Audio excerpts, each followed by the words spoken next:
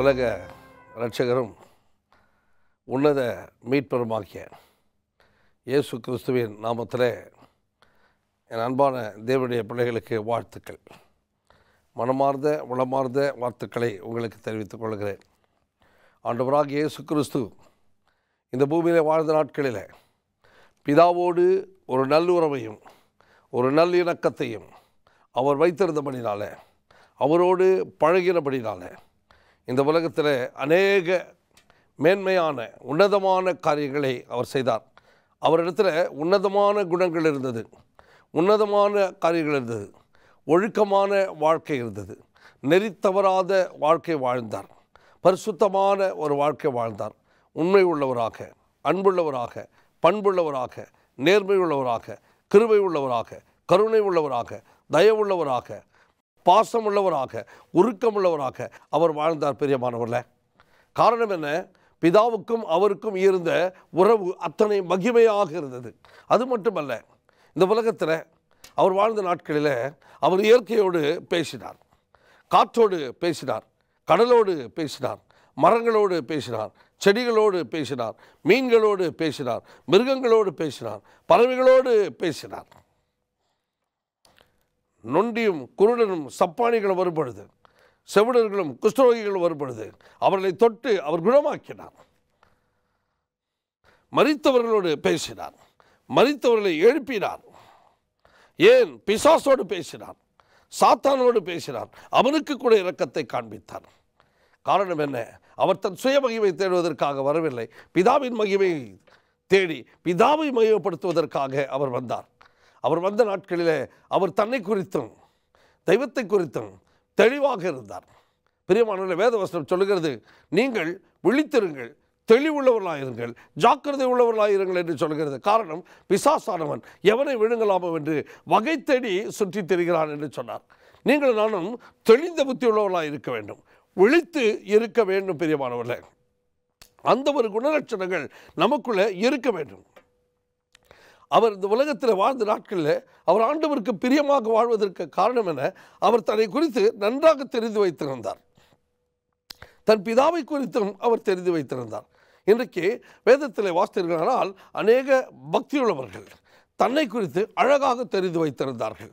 ஒருவேளை நீங்கள் பவுலை கேட்டிருப்பீர்களானால், சவுலே உனக்கு உன்னை பற்றி தெரியுமா என்று சொன்னால் அவர் சொல்லியிருப்பார், நிர்பந்தமான பாவி நான், நிர்பந்தமான மனுஷனான், இந்த பாவ சரீரத்திலிருந்து என்னை யார் விடுதலையாக்க முடியும் என்று சொல்லி கேட்டார். பாவிகளிலே பிரதான பாவி நான் என்று சொன்னார். காரணம் என்ன? அவர் தன்னை நன்றாக புரிந்து வைத்திருந்தார். அது மாத்திரமல்ல, நான் எதை செய்ய வேண்டுமோ அதை செய்யாமல் நான் எதை செய்யக்கூடாதோ அதை செய்கிறவனாய் காணப்படுகிறேன். காரணம் நான் அல்ல, எனக்குள்ள இருக்கிற பாவம் என்று அவர் சொன்னார். அது மட்டுமல்ல, தனக்கு ஒரு முள் கொடுக்கப்பட்டிருப்பதை அவர் உணர்ந்தார். அது மட்டுமல்ல, அவர் உயிரோடு இருந்தாரா, அவர் மரித்தாரா என்பதை அவர் உணர்ந்தார். பிரியமானவர்களே, இன்றைக்கு நீங்களும் நானும் ஒருவேளை அந்த கேள்விகளெல்லாம் கேட்டு பார்த்தால் நமக்கு தெரியாது என்று தான் சொல்லுவோம். ஒருவேளை இன்றைக்கு இதே கேள்வி நான் உங்களிடத்தில் கேட்டால் நீங்கள் என்ன சொல்வீர்கள்? நீங்கள் மரித்து இருக்கிறீர்களா அல்லது உயிரோடு இருக்கிறீர்களா? நீங்கள் எப்படிப்பட்டவர்களாக இருக்கிறீர்கள்? நீங்கள் பாவி என்று உங்களால் ஒத்துக்கொள்ள முடியுமா? பாவியில் பிரதான பாவி என்று வெட்கப்படாமல் சொல்ல முடியுமா? ஒருவேளை பவுலை ஆண்டவர் கௌரவப்படுத்தி வேதத்தில் எழுத விடாமல் விட்டிருந்தால் நீங்களும் நான் இன்றைக்கு பவுலை ஏற்றுக்கொண்டிருப்போமோ இல்லையோ என்று கூட தெரியாது. ஒரு சிலர் இப்படி இருந்து கூட பவுலை திட்டுகிறார்கள். பவுல் புரிவதாக புரியுற மாதிரி எழுதி வைக்காமல் வேறு மாதிரி கிறுக்க மாதிரி எழுதி வச்சுட்டு போயிட்டான்னு சொல்லி பேசிக்கொண்டிருக்க ஏராளம். ஆனால் அவர் ஆழமாக எவ்வளோ அழகாக விவரித்து எழுதியிருக்கிறார். ஞானவான்கள் அதை புரிந்து கொள்வார்கள், பரிசுத்தாவியானுடைய துணை கொண்டவர்கள் அதை புரிந்து கொள்வார்கள். யோபு தன்னை குறித்து அழகாக தான் யார் என்று எழுதி வைத்திருக்கிறார். யாக்கோபு தாவீது யார் தான் என்பதை அழகாக புரிந்து சொல்லியிருக்கிறார். யாக்கோபு தன்னை யார் என்பதை அழகாக புரிந்து கொண்டு சொல்லியிருக்கிறார். ஆம் பிரியமானவர்களே, ஆண்டவருக்கு பிரியமான பிள்ளைகள் தன்னை புரிந்து கொண்டார்கள். அவர்கள் தன்னை புரிந்து கொண்டு தான் யார் என்பதை வேதத்திலும் விளக்கி காட்டியிருக்கிறார்கள். இன்றைக்கு அதே கேள்வி உங்களிடத்தில் கேட்கப்படுமானால் நீங்கள் யார்? என்னிடத்தில் கேட்கப்படுமானால் நான் யார் என்று சொன்னால் என்ன பதிலை நாம் ஆண்டவரிடத்தில் சொல்ல போகிறோம்? அதை தான் இன்றைக்கு கற்றுக்கொள்ளப் போகிறோம். நான் யார் என்று எனக்கு தெரியாவிட்டால் மற்றவர்கள் யார் என்று எப்படி தெரிய பிரியமானவர்களே? முதலாவது நாம் கற்றுக்கொள்ள வேண்டிய மிக முக்கியமான ஒரு காரியம் என்னவென்றால், நான் தெய்வத்தோடு பழகுவதற்கு நான் யார்? 10 சீஷர்கள் குளிப்பதற்காக ஆற்றிற்கு சென்றார்களாம். அங்கே குளிக்கும் பொழுது அவர் சொன்னாராம், சீஷர் குரு சொன்னாராம், பத்திரமா போய் குளிச்சுட்டு பத்திரமா திரும்பி வாங்கப்பா அப்படின்னாராம். இந்த சீடர்கள் என்ன பண்ணாங்க, குளித்தாங்க. குளிச்சுட்டு மேலே வந்து எண்ணி பார்க்குறாங்க, 9 பேர் தான் இருக்கிறாங்க. என்னடா இது, 10 பேரில் வந்து 9 பேர் இருக்கிறோமேன்னு சொல்லிட்டு அழ ஆரம்பிச்சிட்டாங்க. உடனே அந்த வழியாக போகிறவங்க, ஏப்பா அழுகுறீங்கன்னு கேட்டார். ஐயா, நாங்கள் 10 பேர் வந்து குளிப்பதற்கு இப்போ 9 பேர் தான் இருக்கிறோம். அவர் எண்ணி பார்த்தார், 2, 4, 6, 8, 10 கரெக்டாக தானே இருக்குது, கரெக்டாக தானே பார்க்குறீங்க. உடனே ஒருத்தர் எண்ணி பார்க்குறான், 2, 4, 6, 8, 9ன்னு அழுகுறான். போடா பைத்தியக்காரன், அவர் போயிட்டார். அடுத்த வழியாக இன்னொருத்தர் வந்தார். என்னப்பா எல்லாம் ஓடு அழுகுறீங்களா? என்ன ஐயா, நாங்கள் 10 பேர் சீடர்கள் வந்தோம், ஆனால் இப்போ குளிச்சுட்டு வெளியே வரும்போது 9 பேர் தான் இருக்கிறோம், ஒருத்தர் யாரோ காணாமல் போயிட்டுருக்கிறோம். அவங்க உடனே எண்ணி பார்க்குறாரு, 5, 8, 10 கரெக்டாக தானே இருக்குது. இல்லையா, நீங்கள் பாருங்கன்ட்டு அவன் எண்ணி பார்க்குறான், 9ன்றான். போயிட்டார். இவங்களுக்கு போயிட்டு அந்த குரு கிட்ட சொன்னார், எப்பா முட்டாள் சீடு இருக்காங்க, உட்காந்து அழுதுட்டு இருக்காங்க, போய் பாருங்கள். குரு அடித்து பிடிச்சி ஓடுறாரு. போய் எல்லாம் அழுதுட்டு இருக்கிறீங்க? குருவே, நாங்கள் 10 பேர் தானே வந்தோம், இப்போ பாருங்கள் 9 பேர். லைனாக ரிக்வெஸ்டார் குரு, என்றா அப்படின்னாங்க. ஒன்று அவன் என்றான், 1, 2, 3, 4, 5, 6, 7, 8, 9 என்றான். அவனை எண்ணவே இல்லை. டேய், உன்னை எண்ணி பார்த்தியாடா? ஆமாம், இல்லை நானும் ஒரு சேர்த்தான 10 அப்படின்னு சொல்லிட்டு அழுகுறோம், சிரிக்கிறான். அப்புறம் உடனே குரு சொன்னார், ஏன்டா உன்னை என்னன்னு கேட்டார். ஐயா, என்ன நான் மறந்துட்டேயா. இன்றைக்கு எத்தனை கிறிஸ்தவர்கள் தெரியுமா, தன்னை மறந்து விட்டு மற்றவர்களே பார்த்து கொண்டு காலத்தை ஓட்டி கொண்டு இருக்கிற கள்ள கிறிஸ்தவர்கள் நிறைய பேர். கோயிலுக்கு அவன் எப்படி வரான், என்ன மாதிரி துணி போட்டு வரான், என்ன மாதிரி சைடில் வரான், எவ்வளோ பெரிய செயின் போட்டு வரான், எவ்வளோ பெரிய கால் கொலுசு போட்டு வரான், என்ன புடவை கட்டு வராங்க, என்ன டைக் போட்டு வராங்க, என்ன பின்னி வச்சுட்டு வராங்க.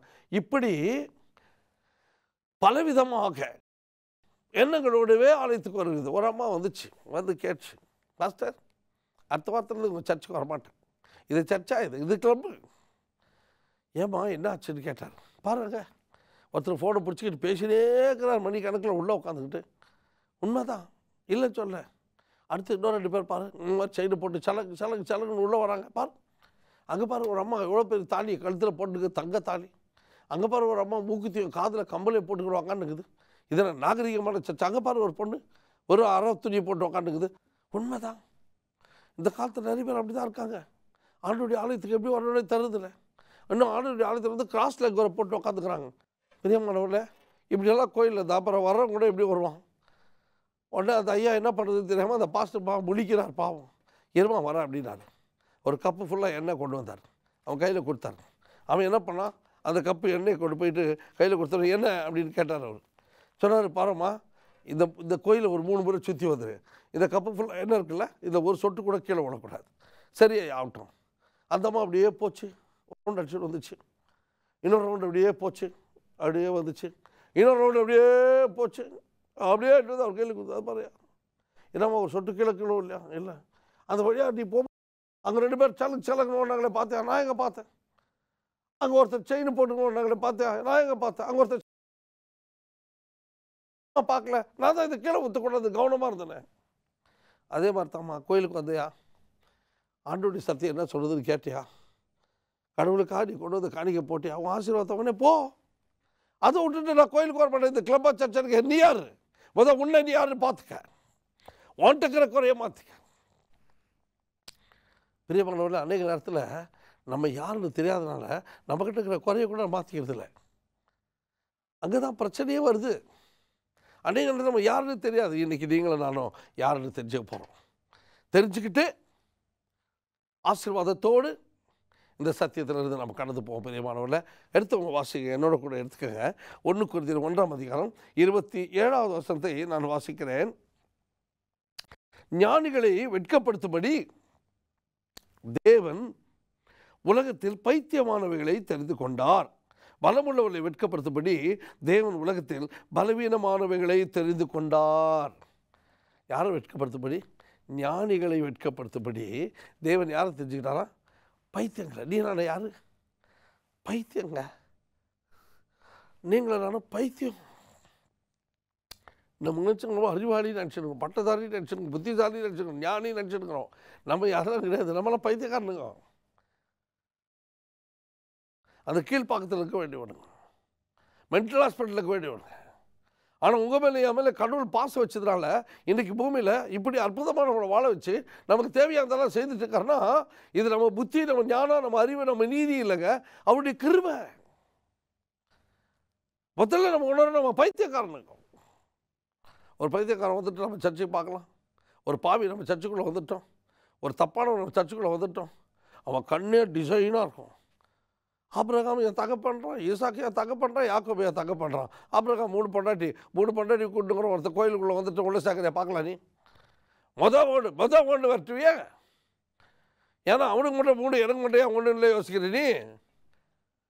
நீங்களும் நானும் பாவத்தை வெறுக்கிறவர்கள் அல்ல, பாவத்தை நேசிக்கிறவர்கள், பாவி வெறுக்கிறவர்கள். ஆனால் இயேசு கிறிஸ்து அப்படி அல்ல, அவர் பாவத்தை வெறுக்கிறவர், பாவியை நேசிக்கிறவர். இதுதான் உங்களுக்கு எனக்கு அவருக்கும் வித்தியாசம். பிரியமான தேவனுடைய ஜனமே, நம்முடைய வாழ்க்கையில் நீங்கள் நல்ல ப்ராக்டிக்கல் கிறிஸ்டியனாக இருக்கணும். அதனால் தான் ஆண்டவர் சொன்னார், நீ பலவீன ஆனால் அவனை தெரிஞ்சுக்கிட்டேன், நீ பைத்தியக்காரன் ஆனால் அவனை தெரிஞ்சுக்கிட்டேன். யோபு தன்னை ரொம்ப அழகாக தெரிஞ்சுக்கிட்டார். என்ன அழகாக சொல்கிறா பாருங்கள். யோபு 13:25 வாசிக்கிறேன். யோபு 13ஆம் அதிகாரம் 25வது வசனம் ரொம்ப அழகாக எழுதிக்கிறார். அதை படிக்கும்போது அவ்வளவு அற்புதமான ஒரு வார்த்தையை ஆண்டவர் யோபு மூலமாக ஆண்டவருடைய பிள்ளைகளுக்கு கற்றுக் கொடுக்கிறார். 13:25 காற்றடித்த சருகை நொறுக்குவீரோ, காய்ந்து போன துரும்பை பின்தொடர்வீரோ. தன்னை குறித்து சொல்லும்போது சொல்றாரு, காற்றடித்த சருகையா, நான் காற்றடித்த சருகு, காஞ்சி போன துரும்பு, என்ன போய் பின்பற்றுவீங்க நீங்க? நான் எதுக்குமே தகுதி இல்லாதவையா? பிரியமானவர்களே, நாம் காற்றடித்த சருகு, காஞ்சி போன சருகு, காற்றடித்தா பறந்து போகக்கூடிய துரும்பு நாம அப்படின்னு ஆண்டவர் யோபு மூலமாக சொல்றாரு. அதே 25:6 படிங்க பாருங்க. யோபு 25:6 சொல்றாரு, இன்னும் அழகாக சொல்றாரு பாருங்க. யோபு 25:6 இவைகளெல்லாம் நாம் படிக்கும்போது அநேக பாடங்களை நமக்கு கற்றுக் கொடுக்கிறது. புழுவாய் இருக்கிற மனிதனும் பூச்சியாக இருக்க மனுபுத்திரனும் ஏமாத்திரம் என்றான். யோபு 25:6 புழுவாய் இருக்கிற மனிதனும் பூச்சியாக இருக்க மனுபுத்திரனும் ஏமாத்திரம். நம்ம யாரா? புழு பூச்சி, புழு பூச்சிங்க. நம்ம சங்கீதத்தில் தாவீது சொல்லும்போது சொல்றாரு 22:6 நானோ ஒரு புழு. என்ன சொல்றாரு? நானோ ஒரு புழு, மனிதன் அல்ல. ராஜா சொல்ற வார்த்தை, நான் ஒரு புழு, நான் மனுஷன் இல்லை. அப்புறம் நம்ம யாரு? 40 வருஷம் இஸ்ரவேலை ஆண்ட ஒரு ராஜா சொல்றார் புழு. நம்ம யாரு? இங்கே யோபு சொல்றாரு, ஒரு சறுக்கு, நான் காஞ்சி போன சறுக்கு. நம்ம யாரு? புழு பூச்சி நான் அப்படின்னா நம்ம யாரு? இன்னொரு வசனம் பாருங்க, ரொம்ப அற்புதமாக இருக்குது. யோபு 20ஆம் அதிகாரம் 7வது வசனம், அவன் தன் மனத்தை போல என்றைக்கும் அழிந்து போவான், அவனை கண்டவர்கள் அவன் எங்கே என்பார்கள். அவன் யாரா? மலம், மனுஷன் கழிவு. நம்ம யாரு? மனுஷன் கழிவுங்க. பிரியமானவரே, நம்மலாம் பேசிகிட்டு இருக்கிறோம். பேச்சு என்ன பேச்சு தெரியுமா? என்ன ஆட்டம் தெரியுமா? என்ன பாட்டம் தெரியுமா? என்ன புத்தி தெரியுமா? இவைகளெல்லாம் நம்ம வச்சுக்கிட்டு நம்மளை பற்றி பேசும்போது பயங்கரமான பேச்சு. நம்மளை பற்றி பேசுறதுக்கு எல்லையே கிடையாது. நம்ம வந்ததே வரும்போது 2 கால் தூக்கிட்டு வந்துச்சு, போகும்போது 4 கால் தூக்கி போகும்போது நம்ம வந்த இடத்துல திரும்பி போக போகிறதில்ல, போன இடத்துல திரும்பி வரப்போகிறதில்ல. இதுதான் வாழ்க்கை. வாழ்க்கை என்பது பொய்யடா, அது ஒரு காற்றடைத்த பையடான்னு சொன்னான். நம்ம வந்த இடத்துல திரும்பி போகிறதில்ல, போன இடத்துல திரும்பி வரப்போகிறதில்ல. அப்படின்னா என்ன அர்த்தம்? பிறந்த இடத்துக்கு திரும்பி போக போகிறதில்ல, செத்த இடத்துல திரும்பி வரப்போகிறதில்ல. அப்படிப்பட்ட வாழ்க்கை. வந்தப்போ வந்தோம், ஒன்றுலாம் வந்தோம், போகும்போதும் ஒன்றுலாம் போகிறோம், ஏன்னா கொஞ்ச நாள் வாழ போகிறோம். இதில் எத்தனை பேச்சு, எத்தனை நாடகம், எத்தனை துணிகரமான செயல். எங்கே பார்த்தாலும் கொலை, திருடு, பொய், பித்தலாட்டதும், லஞ்சம், இப்படி மட்டும் தான் நடந்துட்டுருக்கு. பிரியமான தேவனுடைய ஜனமே, இன்றைக்கு கிறிஸ்தவனாய் வாழ்ந்து கொண்டிருக்க நாம் எப்படி வாழ்கிறோம்? நான் யாரிடம் தெரியாமலே வாழ்ந்து கொண்டிருக்கிறோம். பிரசங்கி எழுதுகிற புஸ்தகம், பிரசங்கிக்கு போகலாமே. சாலமோன் எழுதுகிற பாருங்கள், என்ன அழகாக. பிரசங்கி 7ஆம் அதிகாரம் 29வது வசனத்தை பார்ப்போம்.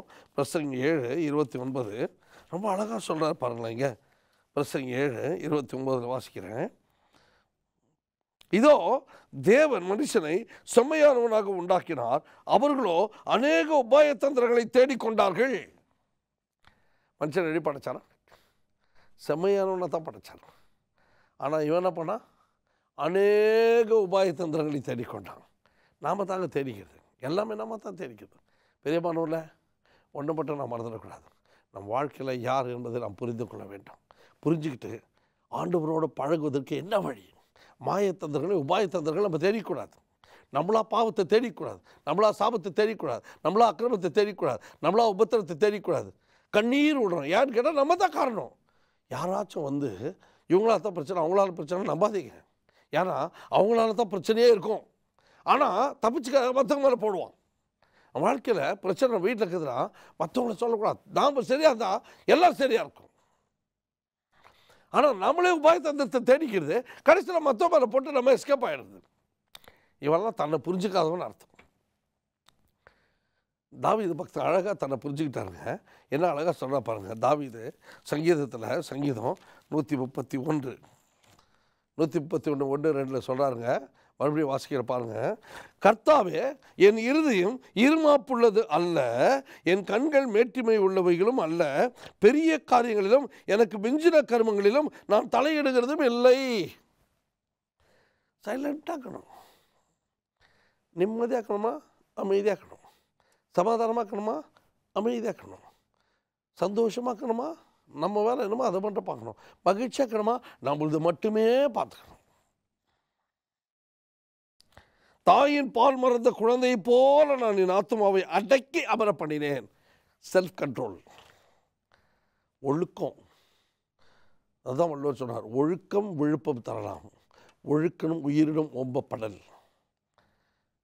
இந்த ஒழுக்கம் இருக்கு பாருங்க, அது கெட்டுருச்சுன்னு வச்சுங்களேன், அதுக்கு மரணமே மேலாம். அதனால் ஒழுக்கமாக நம்ம இருந்தோம்னா அது உயிரோட மேன்மையானதான். அதனால தான் வாழ்க்கையில் ஒழுக்கமாக வாழ கற்றுக்கணும், சுத்தமாக வாழ கற்றுக்கணும். ஒவ்வொரு கிறிஸ்தவனும் தெய்வத்துக்கு முன்னாடி ஒழுக்கமாக இருக்க பழகிக்கணும், சுத்தமாக இருக்க பழகிக்கணும். தாவீது அதை தான் கற்றுக்கிட்டார் பாருங்கள். தாயின் பால் மறந்த குழந்தை போல என் ஆத்மாவை அமர பண்ணினேன், என் ஆத்மா பால் மறந்த குழந்தை போல இருக்கிறது.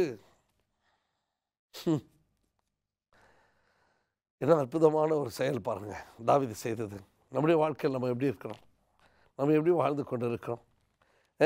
அழகாக தாவீது தன்னை புரிஞ்சுக்கிட்டு தன்னை எப்படி வச்சுக்கணும் அப்படின்னு சொல்லி எவ்வளோ அழகாக சொல்கிறார் பாருங்கள். பால் பாருங்கள், ரொம்ப அழகாக சொல்கிறார். கலாத்தியர் 2ஆம் அதிகாரம் பால் சொல்லும்போது ரொம்ப அற்புதமான ஒரு வார்த்தையை சொல்லுவார். பால் கலாத்தியர் 2ஆம் அதிகாரம் 20வது வசனத்தில் சொல்கிறார் பாருங்கள். இவரை மாதிரி நம்மளும் சொல்ல முடியுமா அப்படின்னு சொல்லி நம்ம இப்போ ட்ரை பண்ணுவோம். கிறிஸ்துவுடனே கூட சிலுவையில் அறையப்பட்டேன், ஆயினும் பிழைத்திருக்கிறேன். இனி நான் அல்ல, கிறிஸ்துவே எனக்குள் பிழைத்திருக்கிறார் என்று இப்பொழுது நான் மாம்சத்தில் பிழைக்கிறதோ என்னில் அன்பு கூர்ந்து எனக்காக தம்மை தாமை ஒப்பு கொடுத்த தேவனுடைய குமாரனை பற்றும் விசுவாசத்தினாலே பிழைத்திருக்கிறேன். அப்படி சிலுவையில் என்னை அறைஞ்சிட்டாங்க. இனி நான் இல்லை, அவர்தான். ஒரு காலத்தில் நான் எப்படி இருந்தேன்? பாவத்திலும் அக்கிரமத்திலும் செத்து போயிருந்தேன். எபேசியர் 5 சொல்கிறாரு, 5:14 சொல்கிறாரு. கலாத்தியருக்கு அப்புறம் எபேசியர் வருது, அதில் 2 சொல்ல பாருங்கள். அக்கிரமத்தினாலும் பாவங்களாலும் மரித்தவராக இருந்தோம். இப்போ ஆண்டவர் சொல்கிறாரு, நீ மரித்தவரை விட்டு எழுந்துரு. நீ செத்துருத போதும், மரித்தவரை விட்டு எழுந்துரு. அப்போ தான் நீ என் கூட பழக முடியும், அப்போ தான் நீ என் கூட உறவாட முடியும், அப்போ தான் நீ என்னோட கூட வாழ முடியும். பிரியமானவர்களே, ஒரு காலத்தில் மரித்து போயிருந்தோம், பாவத்தில் நிரம்பி இருந்தோம், செய்த பாவத்தை திரும்பி திரும்பி திரும்பி திரும்பி நம்ம செய்தோம். இன்னும் அந்த பாவத்தையும் செய்து அந்த பாவத்தில் செத்துடக்கூடாது. அந்த பாவத்திற்கு வெளியே வர்றதுக்கு இயேசு கிறிஸ்துவினுடைய வல்லமையும் பரிசுத்த ஆவியினுடைய ஒத்தாசையை நாம் பெற்றுக்கொள்ள வேண்டும். பெற்றுக்கொண்டு அதிலிருந்து வெளிவருவதற்கு நாம் முயற்சி செய்ய வேண்டும், கர்த்தருடைய பலத்தை நாட வேண்டும். பவுல் சொன்ன மாதிரி, என்னை பலப்படுத்துகிற கிறிஸ்துவினால எல்லாவற்றையும் செய்ய எனக்கு பலன் உண்டு அப்படின்னு சொல்ல வேண்டும். கிறிஸ்து நம்முடைய உள்ளத்தில் சுமக்க வேண்டும். அதை தான் கலாத்தியர் 5ஆம் அதிகாரம் 23ஆம் வசனத்தில் நாம் வாசிக்கிறோம். என்ன வாசிக்கிறோம்? கிறிஸ்துவை உடையவர்கள் அதன் ஆசையும் அதன் இச்சையும் சிலுவையில் அடைந்து விட்டார்கள் என்று நாம் வாசிக்கிறோம். கலாத்தியில் ரொம்ப அற்புதமாக ஆண்டு சொல்கிறார். இந்த கலாத்தியை நீங்கள் படித்து பார்க்கும்போது அது அழகாக சொல்கிறார். கிறிஸ்துவுடையவர்கள் அதன் ஆசையும் அது நிச்சயம் என்ன செய்தாலும் சிலுவையில் அறுந்து விட்டார்களாம். பிரியமானவர்களே, நம்முடைய வாழ்க்கையில் அதனுடைய ஆசையும் நிச்சயம் கொண்டு போய் எங்கே செய்யணும்? சிலுவையில் அறையணும். அதை தான் கர்த்தர் நம்மிடத்தில் எதிர்பார்க்கிறார். அப்படியானால் எப்பொழுது அதை செய்வோம்? நம்மை நாம் ஆராய்ந்து பார்க்கும் பொழுது, யோபுவை போல, தாவீதை போல நம்மை நாம் ஆராய்ந்து பார்க்க வேண்டும். அப்பொழுதுதான் நாம் யார் என்பது தெரியும். நான் யார் என்பதை நான் தெளிவாக புரிந்து கொள்ளாவிட்டால் என் வாழ்க்கை ஆசீர்வாதமாக இருக்காது. அநேக நேரத்தில் நம்முடைய பலத்தை நாம் தேடி நிற்போம். பாருங்கள், ஒரே ஒரு வசனத்தை மட்டும் நான் வாசித்து முடிக்கிறேன். பிரசங்கி 9ஆம் அதிகாரம் 11வது வசனத்தை நான் வாசிக்கிறேன். ஒரு அற்புதமான ஒரு வசனம். இதை நீங்கள் நிச்சயமாக வீட்டில் போய் படித்து இதை மனப்பாடமாக என்ன செய்யுங்க, வச்சுக்கோங்க. பிரசங்கி 9:11 நாம் வாசிப்போம். பிரசங்கி 9ஆம் அதிகாரம் 11வது வசனம்.